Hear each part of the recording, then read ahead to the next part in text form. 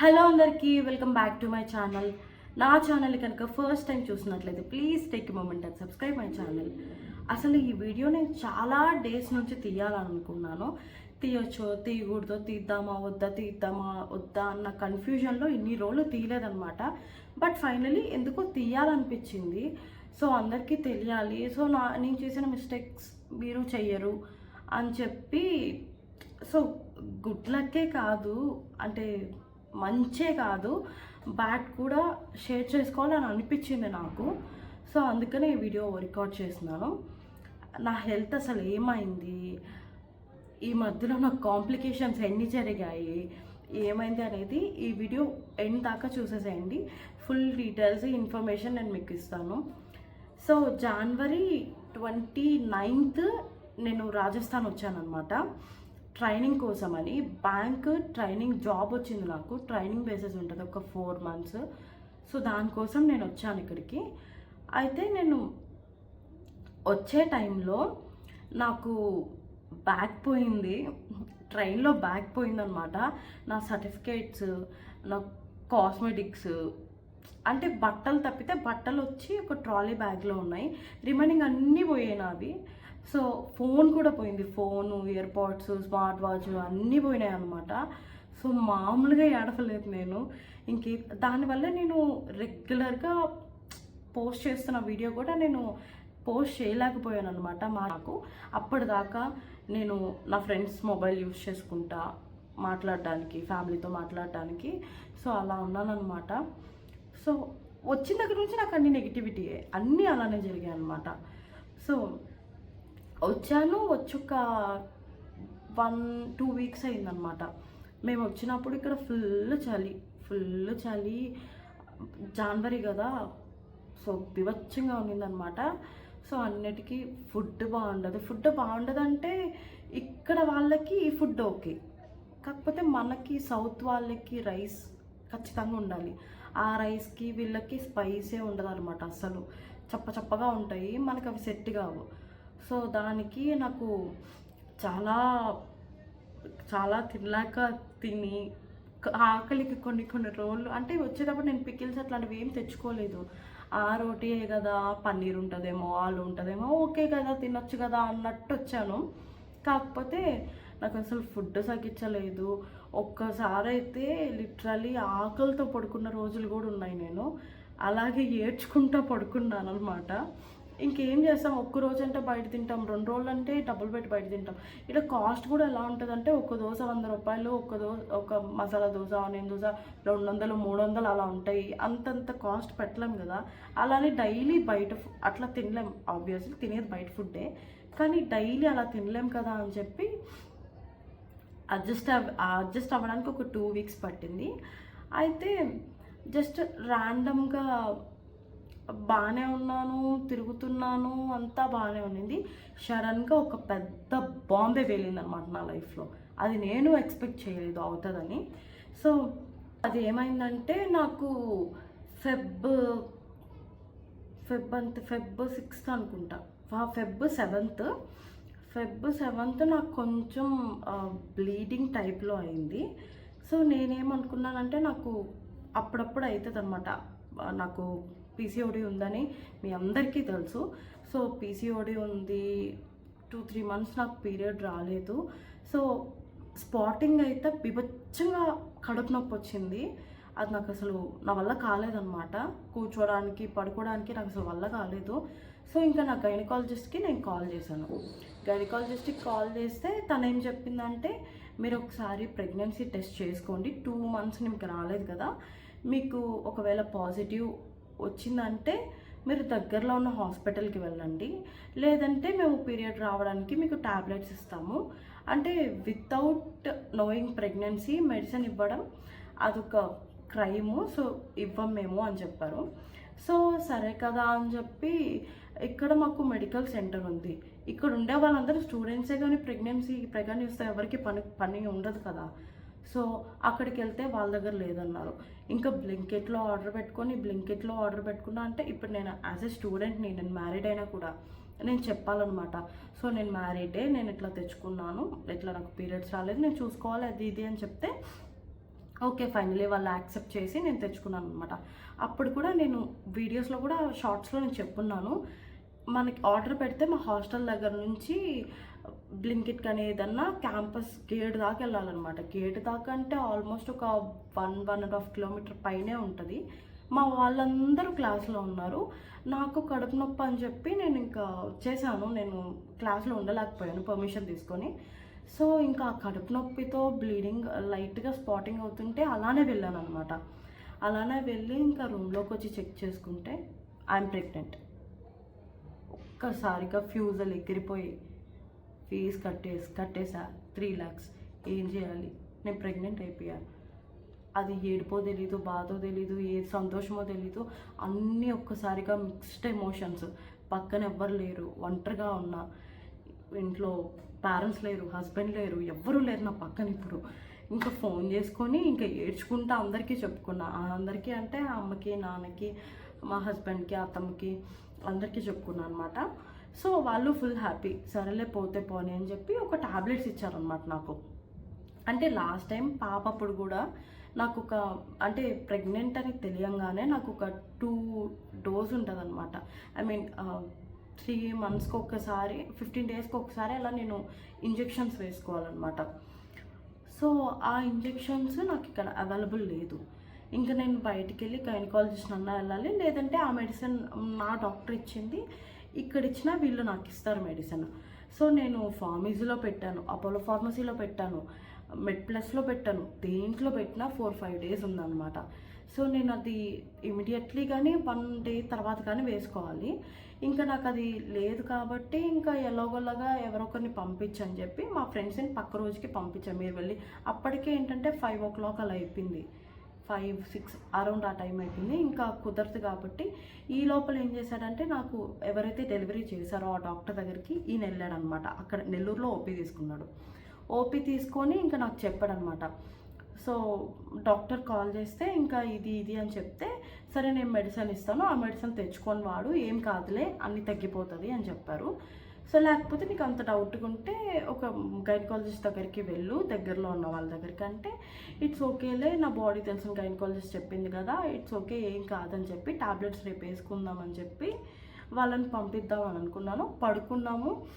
Night అయితే ఎన్నో ఎక్స్పెక్టేషన్తో, అంటే బిఫోర్ నాకు మెడిసిన్ వేస్తేనే ప్రెగ్నెన్సీ వచ్చింది, కానీ ఇది ఒక అన్ఎక్స్పెక్టెడ్గా దేవుడిచ్చిన గిఫ్ట్ అనుకున్నాను. సో నిద్రపోయేటప్పుడు కూడా మా హస్బెండ్తో మాట్లాడిన మాట ఇదే. సో అన్ఎక్స్పెక్టెడ్గా వచ్చింది, అది గాడ్ గిఫ్ట్ అనుకుంటున్నాను. అసలు వితౌట్ మెడికేషన్ అసలు నాకు ప్రెగ్నెన్సీయే రాదనుకున్నాను, అలాంటిది వచ్చింది. ఓకే అని చెప్పి ఎలాగోలాగా ఈ 4 months నేను ఇక్కడ ఫుడ్ తింటాను, ఎట్లుంటానేమో, నాకు ఈ బేబీ కావాలి, ఈ బేబీని నేను చూసుకుంటాను అని చెప్పాను అనమాట. తర్వాత ఇంక మార్నింగ్ నిద్రపోయేసి మార్నింగ్ లేచాను యాజ్ యూజువల్. ఆ రోజు ఫ్రైడే నేను టెస్ట్ చేసుకున్న రోజు, సాటర్డే సండే మాకు క్లాసులు ఉండవు. సో సాటర్డే మార్నింగ్ బ్రేక్ఫాస్ట్ చేశాను. ఇంకా ఇక్కడ ఫ్రెండ్స్ బయట అలా కూర్చున్నాము. హెవీ స్టమక్ పెయిన్ వచ్చేసి ఇంకా నేను కూర్చోన్నాను. నాకు తెలియకుండానే నాకు బ్లీడింగ్ అయిపోతుంది. నేనేమనుకున్నాను, సో కడుపు నొప్పి ఉంది కదా, అది నార్మలే అని అనుకున్నాను. నేను ఇంకా అన్కాన్షియస్ అయిపోయేంత సిచ్యువేషన్లో అయ్యానమాట. ఇంకా నన్ను ఇమీడియట్లీగా ఇక్కడ ఉన్న గైనకాలజిస్ట్ దగ్గరికి షిఫ్ట్ చేశారు. షిఫ్ట్ చేసిన తర్వాత వాళ్ళు ఇంకా పెయిన్స్కి తగ్గడానికి ఒక సెలైన్ పెట్టారు నాకు. అది 1 to 2 hours తగ్గిపోయింది. తర్వాత కూడా నేను ఒక పక్క బాధ వేస్తుంది. వెళ్ళేటప్పుడు కూడా నా ఫ్రెండ్తో అన్నాను, నాకు కడుపు నొప్పిగా ఉంది, నాకు భయం వేస్తుంది, బేబీ పోతుందేమో, బట్ నాకు ఈ బేబీ కావాలని చెప్పి ఏడుస్తూనే వెళ్ళాను అనమాట హాస్పిటల్కి. బట్ ఇంజెక్షన్ వేశారు, అంతా సెలైన్ పెట్టారు, అంతా బాగానే ఉన్నింది. తర్వాత ఒక హాఫ్ డే అనమాట ఇంకా నేను వాళ్ళ అబ్జర్వేషన్లోనే ఉన్నాను. మధ్యాహ్నం నుంచి నాకు స్కాన్ తీశారనమాట. స్కాన్ తీస్తే అల్ట్రాసౌండ్ చేశారు. అల్ట్రాసౌండ్లో నేను అప్పటికి వెళ్ళేటప్పుడు కూడా నవ్వుకుంటూనే వెళ్ళాను అనమాట. ఓకే అంతా బాగానే ఉంటుంది, హార్ట్ బీట్. అప్పటికి నాకు డిసెంబర్లో వచ్చింది. డిసెంబర్లో పీరియడ్స్ వచ్చాయి December 6th అనుకుంటా. అప్పటికి ఒక 2.5 month 3 months అవుతుందన్నమాట. సో హార్ట్ బీట్ కూడా ఫామ్ అయిపోయి ఉంటుంది. నేను వినొచ్చు అన్న ఇదితోనే వెళ్ళాను. తీరా అక్కడికి వెళ్ళి ఆమె చెక్ చేస్తుంది. ఇంకా వాళ్ళకి లాంగ్వేజ్ రాదు కదా. Mom how was a baby అని అన్నాను. అంటే there is no more baby అని అన్నారనమాట. సో ఓన్లీ క్లాట్స్ ఉన్నాయి, బేబీ మొత్తం స్మాష్ అయిపోయింది అన్నారు. సో అది తీసుకోలేకపోయాను నేను. బయటకు వచ్చి ఫుల్ ఏడ్చేసాను అనమాట. ఇంకా ఏడ్చి ఇంకా ఏం చేయాలో అర్థం కాలేదు. ఎందుకు ఇలా అయింది, నేను కావాలని దేవుణ్ణి అడగలేదు, ఎవరు తీసుకెళ్ళమన్నారు దేవుణ్ణి అని చెప్పి చాలా ఏడ్చాను, చాలా బాధపడ్డాను. సో అది అయిపోయాక నెక్స్ట్ ఇంకా మీకు ఆప్షన్ ఇచ్చారనమాట. ఇంక ఇంట్లో కాల్ చేసి చెప్పాను. ఇంకా వాళ్ళు ఫుల్ బాధపడ్డాడు, మా ఆయన బాధపడ్డాడు. ఏం చేయలేదు కదా. సో నీ హెల్త్ జాగ్రత్త, నువ్వు బాగుండాలి అని చెప్పి ఇంకా మెడిసిన్ టాబ్లెట్ రూపంలో డిఎన్సీ చేయమంటారా, టాబ్లెట్ ఇవ్వమంటారా అబార్షన్కి అని అన్నారు. సో టాబ్లెట్ అయితే ఇంకా పీసెస్ ఉంటాయి, వద్దు అని చెప్పి డిఎన్సీ చేయించుకున్నాను అనమాట. అప్పుడు నాతో పాటు ఒక అమ్మాయి ఉంది. సో నాకు ఇంకా సెలైన్ మళ్ళీ ఇంకొక సెలైన్ ఏదో మార్చారు. ఇంకా డిఎన్సీకి అరౌండ్ 7 అనుకుంటా, 7-8 అలా అయిందనమాట నాకు స్టార్ట్ చేయడము. దాదాపు half an hour to 1 hour ఓటీలో ఆపరేషన్ థియేటర్లో నన్ను ఒక్కటే వదిలేశారనమాట. అంటే తను కూడా ఇంక లోపలికి రాకూడదు. ఇంకా అక్కడ నాకు లాంగ్వేజ్ తెలీదు, నేను ఏదన్నా ఇంగ్లీష్లో చెప్తున్నా వాళ్ళకి అర్థం కావట్లేదు. లిటరలీ నరకం చూశాను, మామూలుగా నరకం చూడలేదు. చెప్పుకోవడానికి ఎవ్వరూ లేరు, ఏం లేక. సో ఇప్పుడు కూడా నా లైఫ్లో నేను మర్చిపోలేని చాప్టర్ అంటే ఇదే నాకు. సో తర్వాత ఇంటికి వెళ్ళిపోవాలనిపించింది. వద్దు, అంటే ఆ ప్రెగ్నెన్సీ ఇచ్చాడు అన్న హ్యాపీనెస్ ఒక 24 hours కూడా నాకు దేవుడు ఉంచలేదన్నమాట. సో ఇంకా నా హస్బెండే అనమాట మొత్తం నన్ను ఏ రకంగా స్ట్రాంగ్గా ఉంచారంటే, నీకేం పిల్లలు లేరా, నువ్వు ఎందుకంత బాధపడతావు, ఆల్రెడీ మనకి పాప ఉంది, నీ కెరియర్ కోసం దేవుడు తీసుకెళ్ళిపోయాడేమో, సో నువ్వేం బాధపడబాకు అది ఇది అని చెప్పి నన్ను చాలా స్ట్రాంగ్ చేశాడనమాట మా ఆయన. సో ఇంకా అయిపోయింది, అనస్థీషియా ఇచ్చారు, ఇంకా నాకేం గుర్తులేదు. సో తర్వాత అక్కడ నుంచి రూమ్కి షిఫ్ట్ చేస్తే నాకు ఆ మత్తులోనే నాకు వామిటింగ్స్ వచ్చేసాయి అనమాట. సో ఆ వామిటింగ్స్ అదంతా నా ఫ్రెండ్ ఒక అమ్మాయి ఉంది. సో చాలామంది చెప్పాను జ్యోతిర్మయి అని. సో అమ్మాయికి నేను లైఫ్ టైం థ్యాంక్స్ అనమాట. నన్ను మా అమ్మ మా హస్బెండ్ ఉంటే ఎలా చూసుకుంటారో సో అంత బాగా చూసుకుంది నన్ను. సో తర్వాత ఇంకా రూమ్కి షిఫ్ట్ అయ్యాక నేను ఒక 1 week రెస్ట్ తీసుకోమని చెప్పారు. సో నేను పడుకున్న రూమ్లో అందరూ క్లాసులకి వెళ్ళిపోతారు. రూమ్లో అదే నాకు ఇంకా ఫిజికలీ అంటే వీకే ఉన్నాను, కాకపోతే మెంటల్లీ స్ట్రాంగ్గా లేను. ఏడుస్తున్నా రూమ్లో. అయ్యో అనవసరంగా బేబీని పోగొట్టుకున్నానేమో. నేను ఇక్కడికి వచ్చి 10 days ముందు కూడా నేను చెక్ చేసుకుంటే అది నాకు నెగిటివ్ వచ్చింది అనమాట, పాజిటివ్ రాలేదు. సో ఎవరు ఎక్స్పెక్ట్ చేయరు కదా.